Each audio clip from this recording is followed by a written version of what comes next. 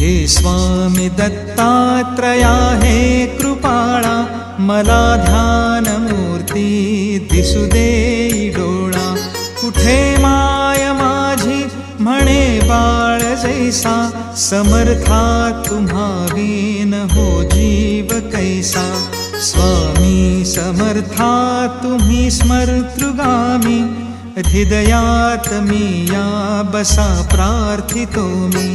तुझेचे यथा सांग साहित्य केले, मकरात स्वामी गुरु बैसविले.